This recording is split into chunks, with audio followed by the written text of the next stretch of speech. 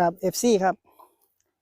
เหยียบเจ้าซียอดนะครับของวันเสาร์ที่19กรกฎาคม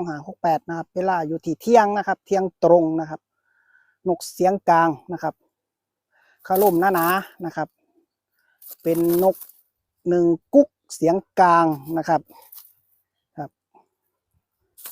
ผู้ใดอยากเอาไปคำไปคูนจะมาได้นะครับมารับเอาเลยนะครับครับได้ซอนะครับ FC ครับขอบคุณครับ